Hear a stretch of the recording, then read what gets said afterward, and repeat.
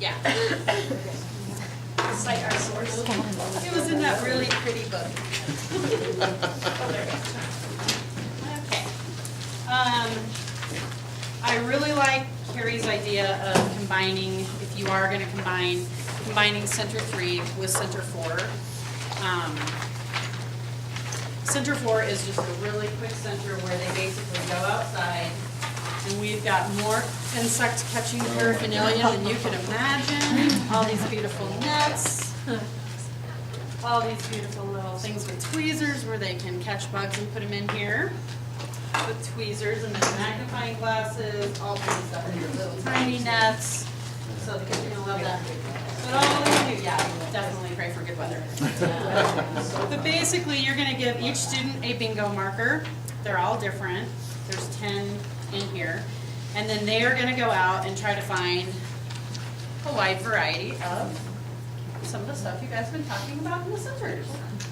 So, and depending on the weather and everything else, you guys can refer back to the gall unit to know where the galls are. And the kids might even be able to say, oh my gosh, I remember where the galls were, and head down there so they can get, and the kids are gonna be marking them off. We'll have enough dry erase markers in here where they're just, if they find the thing, they mark it off. Obviously, the first one to get the full row wins, and try to fill the whole entire card.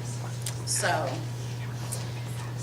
you can have this last a long time outside, or you could spend the first few minutes inside looking at the Center 3 stuff, and then go outside for maybe 7 minutes to try to do bingo.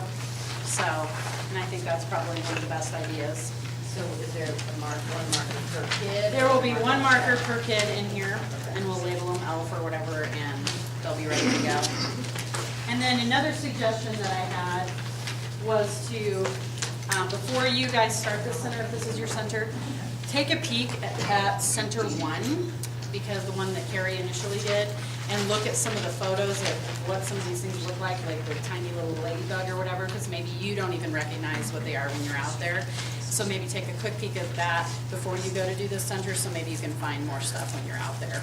And the obvious places under rocks, in the cracks of buildings, under trees, playground, that type of stuff. So anyway, that was all my center had. But we always like to get them outside if it's a nice day to actually see the things in nature. So, all right. We have found it outside, Yeah, I would that definitely, even just getting 4 to 6 kids out. Yeah. changes the well, volume. yeah, and any of these centers could be taken in the hall. Take one in the hall, you know, 'cause that always helps. So then there's 2 in the classroom, 1 outside, 1 in the hall, which Yeah. really helps. And always do a big classroom management talk before you get started about how this is a treat that you're coming in to volunteer and they need to be on their best behavior. And if any kids are really acting up, have them sit out for 5 minutes, you know, that type of thing, for sure.